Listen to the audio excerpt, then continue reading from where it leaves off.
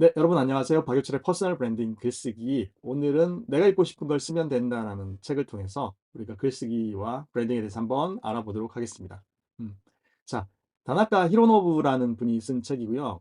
일본에서 굉장히 자주 언급되는 일본의 굉장히 큰 어떤 광고 기획사죠. 제1기획 같은 덴츠라는 회사에서 24년, 25년 동안 카피라이터로 일한 분이 쓴 책입니다. 음. 이 책은 글쓰기에 대해서 다루고 있는데요. 사실 그중에서도 아마 제가 읽어보고 인상적인 내용들이 있어 가지고 한번 같이 이야기해 보면 좋겠다 싶어서 가져왔습니다. 일단 이 책은 굳이 돈 주고 사서 볼 책은 아닌 것 같고요. 왜냐하면 새로운 게 많이 없어요. 그래서 일본 환경 또 일본 저자의 특별함을 제외하고 나면 사실 막 정독할 만큼의 책은 아니라고 생각이 들고요. 왜냐하면 글쓰기 관련된 좋은 책들이 너무 많으니까요. 그 대신 그중에서 제가 엑기스로 여러분들께 소개할 만한 내용만 뽑아왔습니다. 시작하겠습니다. 첫 번째, 음, 대단한 사람으로 여겨지고 싶다. 돈을 벌고 싶다. 성공하고 싶다. 목적의식이 있는 것은 좋다. 하지만 그런 생각만으로 글을 쓰기 시작하면 결국 사람들이 읽지 않는 글이 나와버린다. 초보자라면 더욱 그렇다. 흔히 말하는 글을 통한 성공은 노력해 쟁취하는 것이 아니라 결과적으로 주어지는 것이다. 글을 쓰면서 느끼는 본연의 즐거움을 꾸준히 맛보며 스스로 빠져들어 쓰는 것. 글쓰기의 출발선상에서 잊지 말아야 할 원칙이다. 사실 글쓰기 책을 조금만 보신 분들은 익숙한 말이라고 생각이 됩니다. 글쓰기를 어떤 다른 목적으로 생각하지 말고 글쓰기 본연의 즐거움을 꾸준히 맛봐야지 스스로 빠져들어서 쓸 수 있고 그래서 그래야 좋은 글이 나올 수 있다는 얘기입니다. 그럼 들어보셔도 좀 뻔한 말인 것 같죠? 근데 글을 쓰는 즐거움이란 게 어떤 걸까요? 저는 글쓰기와 달리기가 되게 닮았다고 생각이 되는데요. 일단 어렵다는 거, 꾸준히 하기 어렵다는 것. 근데 꾸준히 하다 보면 그 나름의 근육이 늘고 그리고 즐거움을 알게 된다는 거죠. 그래서 러너스 하이라는 말도 있잖아요, 여러분. 달리기를 하는 사람들이 느끼는 어떤 쾌감들. 그럼 라이터스 하이도 좀 있지 않을까라는 생각이 드는데 저 개인적으로는 요즘은 저는 글쓰기가 진짜 즐겁게 느껴지고 있습니다. 그 뭐랄까요? 글을 한 편의 글을 써내는 어떤 성취감, 만족감도 크고요. 또 힘들고 어려운 일이 있을 때 그런 것들을 글로 정리하고 표현하고 함으로써 그런 어떤 고민이나 어떤 문제나 어떤 그런 것들이 해소되는 그런 경험들을 몇 번 했습니다.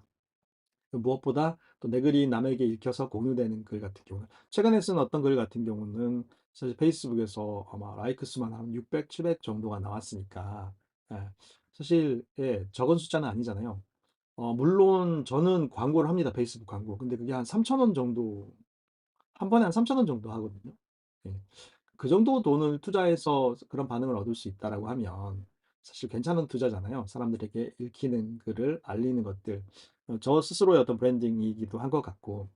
하지만 사실 달리기를 통해서 그런 러너스 하이를 느끼는 게 어려운 것만큼 사실 글을 쓰면서 즐거움을 느낀다? 쉽지는 않습니다. 하지만 뭔가 목적을 가지고 쓰는 글은 사실 읽히는 사람들에게 금방 좀 들통이 나는 것 같아요. 이 사람이 이 글을 쓰면서 정말 즐기고 있구나라는 것들을 알게 되는 것. 이것만큼 강력한 그런 어떤 글의 매력이 달리 없지 않나라는 생각이 듭니다.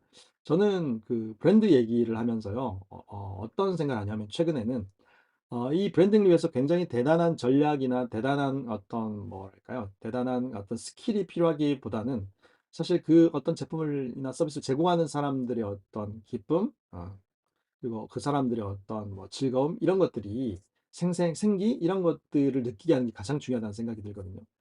일례로 우리가 왜 우울한 사람들이 약간 새벽 수산시장에 가보라고 하잖아요. 거기서 나오는 어떤 그런 어떤 일하는 사람들의 어떤 그런 생기, 그리고 뭔가 에너지 이런 것들 느껴보라고 하는데 좋은 글도 그런 요소를 가지고 있는 것 같습니다. 읽고 나면 뭔가 의욕이 넘치고 동기부여가 되는 책들. 요즘 또 동기부여에 대한 얘기들도 많긴 한데요. 여러분들 그 글을 통해서 느끼는 에너지가 정말 중요하다는 생각이 듭니다. 이 저자도 같은 얘기를 하고 있는 것 같아요. 두 번째, 사상은 자신이 보고 들은 것, 알게 된 것이다. 내가 적으로 대면한 세상의 모든 물체, 사건, 사람들이 사상이 될 수 있다. 그 사상을 접하고 마음이 움직여서 쓰고 싶은 기분이 생겨나는 것이 심상이다. 사상과 심상, 이 두 가지가 갖춰졌을 때 비로소 에세이를 쓸 수 있다. 사람은 자신이 보거나 들은 것에 대해 본인이 직접 느끼고 생각한 것을 쓰고 싶어 하고 읽고 싶어 한다. 음, 제가 일전에 모든 글은 이런 구조로 되어 있다고 말씀을 드린 적이 있습니다.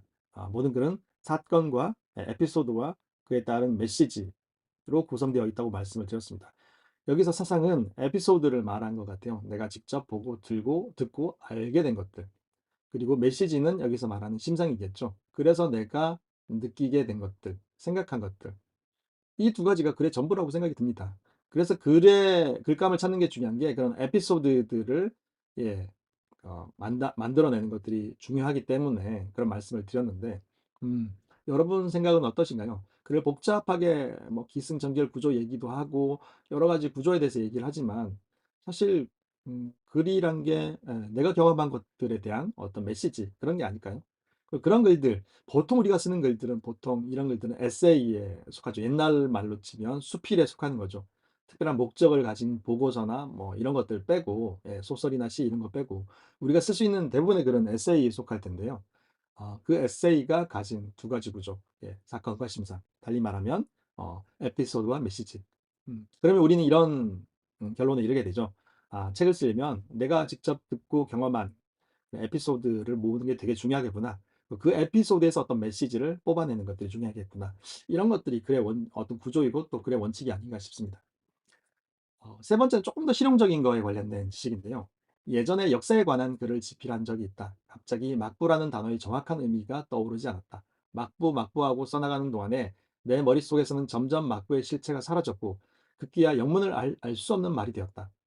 그때 발상을 전환해 보려고 영어로 번역된 일본 역사서를 읽어보다 답을 찾았다. 막부를 밀리터리 거버먼트라고 설명하고 있었고 그 말을 본 순간 바로 이해가 갔다. 즉 막부의 뜻은 군사정권이었다. 여러분, 우리가 글을 쓰다 보면요. 습관적으로 쓰는 표현 중에 한자 표현이 굉장히 많습니다. 예. 근데 그 한자 표현을 그냥 습관적으로 쓰고 정확한 의미를 모르고 그냥 막연한 느낌적인 느낌으로 쓰는 경우가 많아요. 예를 들어서 무언가를 소구한다라는 뜻이 어떤 뜻인지 아시나요, 여러분? 소구하다. 근데 이런 경우 오히려 영어로 뜻을 알면 그 뜻이 더 명확해지는 경험을 저도 했습니다. 소구라는 말의 뜻은 영어로 옮기면 어필하다라는 뜻입니다. 예. 여러분 좀 더 또렷해지시죠? 뭔가 내 생각을 남들에게 어떻게 보면 이렇게 어필하다, 강조하고 조장하는 그런 뜻일 텐데 소구라는 말이 그런 뜻이더라고요. 음.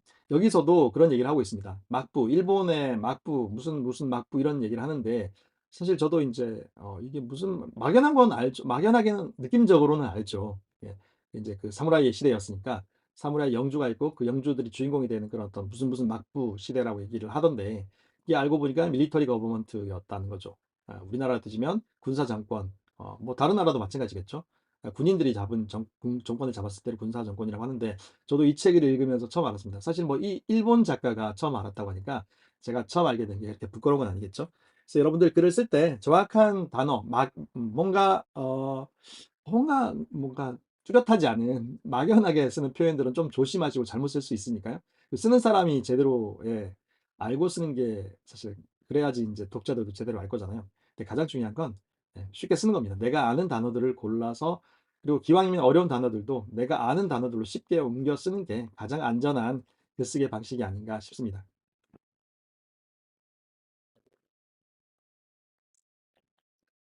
네 번째, 읽는 사람을 상정하고 쓰지 않아도 된다. 그런 부담이 오히려 재미도 없고 감동도 없는 억지스러운 글을 쓰게 되는 원인일 수 있다. 그거를 처음으로 읽는 사람은 분명히 자신이다. 나 자신을 납득시킬 수 있다면 그것으로 충분하다. 내가 읽어서 재미없다면 쓰는 것 자체가 헛된 일이다. 음. 보통 이제 우리가 브랜딩 마케팅 한다라고 하면 어떤 특별한 대상을 페르소나를 만들고 그 대상을 가지고 마케팅을 하라고 얘기를 하잖아요. 아마 동일한 의미로 내 독자를 상상하고 글을 쓰라고 하는 사람들이 많았기 때문에 이런 글이 나온 것 같은데 요즘 또 마케팅과 브랜딩은 또 조금 달라졌죠. 특정한 그런 어떤 대상을 생각하고 마케팅을 하는 게 아니라 정말 자기가 만들고 싶은 것, 자기가 좋아하는 것들을 제공하라. 마치 애플처럼.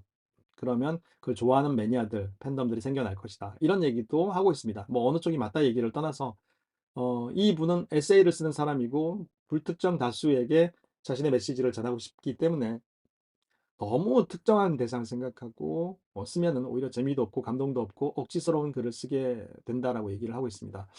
저 개인적으로도 글쓰기 초보일수록 어떤 독자들에게 뭔가를 주려고 하면 부담이 되는데 정말 내가 경험한 것들, 내가 확신하는 것들, 내가 감동한 것들, 그런 것들을 쓰는데 훈련하는 게 더 좋다고 생각합니다.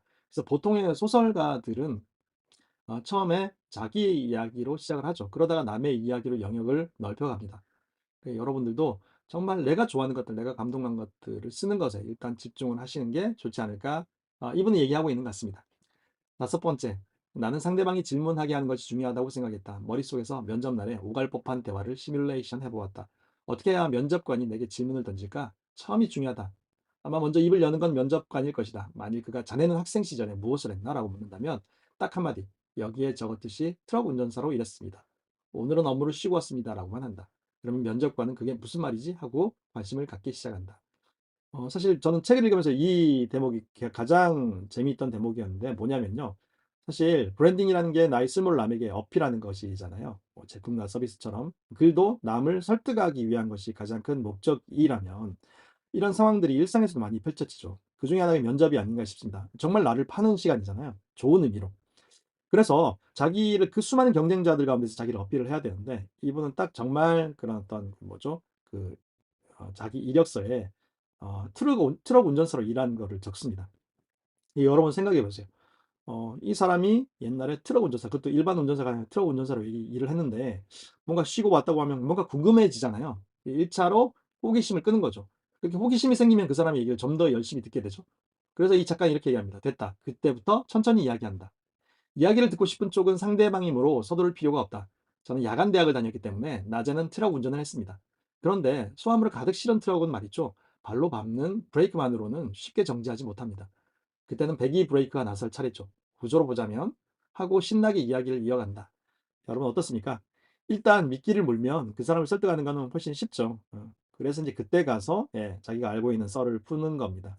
이분이 실제로 그 면접에서 썼던 그 자기 이력서 이렇게 쓰고 썼다고 하더라고요. 이력서를 책에 소개하고 있습니다.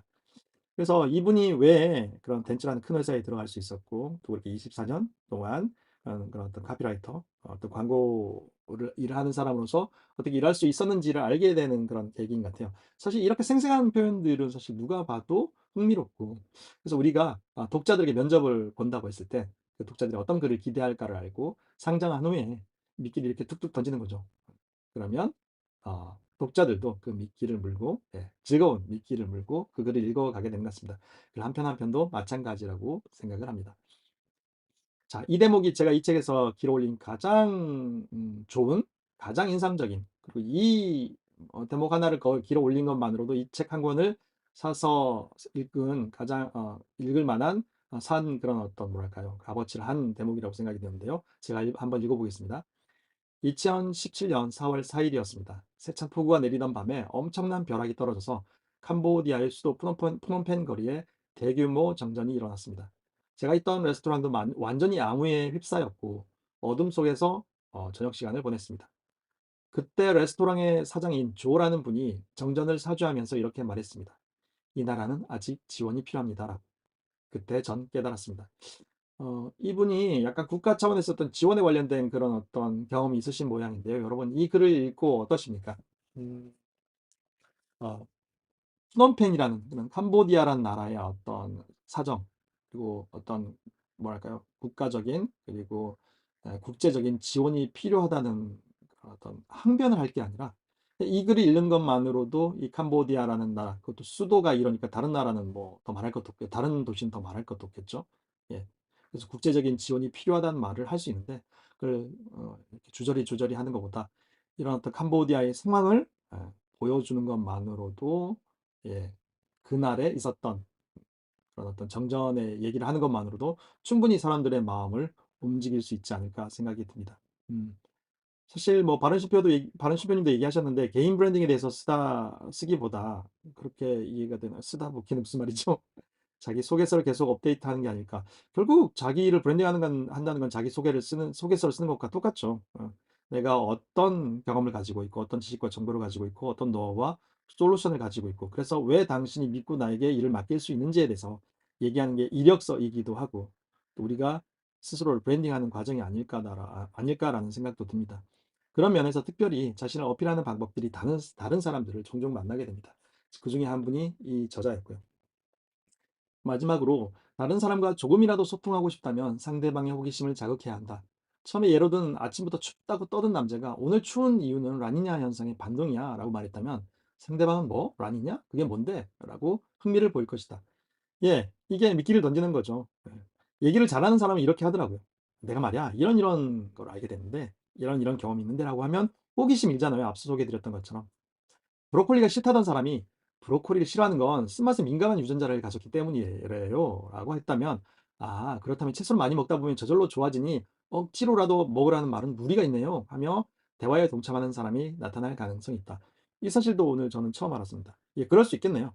브로콜리를 싫어하는 건 쓴맛에 민감한 유전자를 가졌기 때문이라는데 막 억지로 채소를 브로콜리를 먹으라고 하진 않겠죠. 음. 이렇게 자신의 이야기로 사람들을 끌어올 수 있는 능력, 어필할 수 있는 능력, 아까 말씀드렸던 대로 소구할 수 있는 능력이 좋은 사람이 이 시대가 필요로 하는 자기 브랜딩이 된 사람이 아닐까 싶습니다. 사실 예전에는 SNS나 이렇게 자기를 직접 어필할 일들이 많지가 않았잖아요. 뭐 또 회사에 들어간다고 하면 시험 잘 치고 면접만, 뭐 틀에 박힌 면접만 잘 하면 됐었는데, 제가 최근에 어떤 고등학생 얘기를 들어보니까 서울대 의대에 들어가는 것보다 100만 유튜버가 되는 거를, 예, 요즘 뭐 올림픽 얘기하잖아요. 뭐, 예. 아, 그거를 더 선호하더라고요. 둘 중에 하나를 선택하라고 하니까 100만 유튜버를 선택하더라고요. 그럴 만도 하죠. 100만 유튜버쯤 되면 수익도 그렇고 어떤 인플루언서로서의 어떤 매력, 또 사회적 인지도도 사실 예전과는 다르지 않겠습니까? 그래서 오히려 서울대 의대를 가는 것보다 그게 더 낫다라고 고3인 여학생이 선택하는 걸 보고 아, 시대가 변했다는 생각을 확신하게 됐습니다. 여러분 어떠세요? 광고쟁이가 말하는 글쓰기의 노하우는 결국 사람의 마음을 사로잡는, 사람들의 마음을 휘어잡는 그런 어떤 노하우, 솔루션에 관련된 얘기가 많았고 또 그런 내용들은 정말 우리가 참고할 만하다는 생각이 들었습니다. 그래서 같은 글을 쓰더라도 이렇게 읽고 싶어지게 하는 도입부를 가진 책과 아닌 책은 분명히 구분이 된다고 생각을 해요. 그래서 여러분들께서도 어떻게 하면 내가 하고 싶은 얘기로 사람들을 끌어올 수 있는지에 대해서 한번 고민해보는 시간이 될 수 있었으면 좋겠습니다. 여러분 어떠셨나요? 오늘 내용이 조금 도움이 되셨나요? 음, 제가 최근에 그 교보문고에서 만든 뭐죠? 교보문고에서 만든 그런 웹사이트가 하나 있는데요. 그 웹사이트가 소설이나 어떤 그런 어떤 글들을 올릴 수 있는 그런 어떤 브런치 같은 그런 어떤 서비스였어요. 근데 그게 되게 인상 깊더라고요. 창작의 날씨라는 사이트입니다. 저도 글쓰기 관련해서 기존에 쓴 글들 조금씩 올려보고 있는데요. 여러분들 브런치만큼이나 여기는 브런치보다 훨씬 더 글쓰기에 특화된 그런 사이트여서 한 번쯤 에세이에 가볍게 도전해 볼 수 있는 그리고 다른 사람들은 어떤 글을 쓰는지 둘러볼 수 있는 좋은 사이트인 것 같아서 제가 단톡방과 저기 유튜브에 예, 댓글란에 한번 소개를 하도록 하겠습니다. 여러분들 꼭 한번 찾아가 보셔서 다른 사람들은 어떤 글을 쓰는지, 어떤 글들이 상대적으로 사랑받는지에 대해서 한번 고민해 보는 것도 좋은 시장 조사의 방법이 아닐까 싶습니다. 자, 여러분 또 이렇게 떠들다 보니까 벌써 25분이 되었는데요. 내가 읽고 싶은 걸 쓰면 된다라는 책을 오늘 소개해드리면서 글쓰기에 관련된 글쓰기와 브랜딩에 관련된 얘기를 함께 나누어 봤습니다.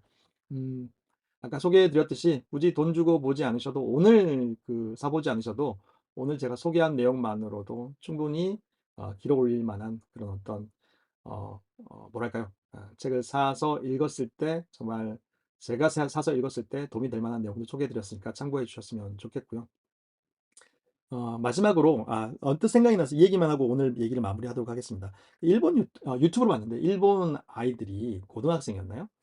이 학생들이 김치부라는 것들을 만들어 가지고 굉장히 성공한 사례를 일본 방송에서 소개한 유튜브를 봤습니다. 여러분 어떠세요? 일본의 고등학생이 왜 김치부라는 것들을 만들어서 김치를 만드는 저기 활동이래요. 이를테면 우리나라로 따지면 뭐라고 해야 되나요? 약간 예, 고등학교에서 하는 그런 어떤 무슨 그런 활동들이 있잖아요. 대외 활동들, 클럽 활동들. 그런 것들 중에 하나로 김치를 선택했다고 하는데 그 내용이 흥미롭지 않으세요, 일단? 일본 고등학생들이 왜 김치를 관심을 가지게 되고 김치를 만들게 되고 그거를 어떤 부로 활동하는 그런 고등학교에 그 뭐라고 하죠? 고등학교에서 하는 그런 활동들로 했던 얘기를 하는데 음, 저는 글쓰기를 위해서 이렇게 딱 마음의 문을 열고 보면 세상에 참 재밌는 얘기거리가 많은 것 같아요. 그리고 아까 말씀드렸던 것처럼 왜 일본 고등학생들이 뭐야 저기 대외 활동으로 김치를 만들게 되는지. 결국 이 친구들이 뭐 일본 전 일본 뭐 절임 음식 대회 나와가지고 그 대상을 타게 돼요. 그럼 이런 얘기들만 봐도 조금 동아리 고등학교에서 동아리라고 하나요? 예. 그런 동아리가 어떻게 그런 활동들을 하게 됐는지 알게 되는 것도 굉장히 흥미롭죠. 네. 그래서 이런 게 약간 미끼가 될 텐데, 중요한 건 그렇게 아주 특별한 케이스가 아니라고 하더라도 우리가 일상에서 길어 올린 작은 소재들에서 소재를 통해서 사람들의 마음을 휘어잡는 그런 방법들을 배우는 시간이 될 수 있었으면 좋겠습니다. 여러분, 오늘 또 주말에 평일 그리고 한 주의 첫 시작하는 월요일입니다. 여러분들 힘내시고요. 또 한 주 동안 멋지게 살아보고, 또 저도 매일매일 더 좋은 얘기로 여러분들께 힘을 드리는 글쓰기의 브랜딩에 관련된 얘기들로 다시 찾아뵙겠습니다. 오늘 방송 이걸로 마무리 지고요. 저는 내일 아침, 내일 새벽 6시에 더 변함없이 25일차 방송으로 다시 찾아뵙겠습니다. 여러분들 오늘도 변함없이 함께해 주셔서 감사합니다. 저는 내일 아침 이 시간에 다시 뵙겠습니다. 네, 감사합니다.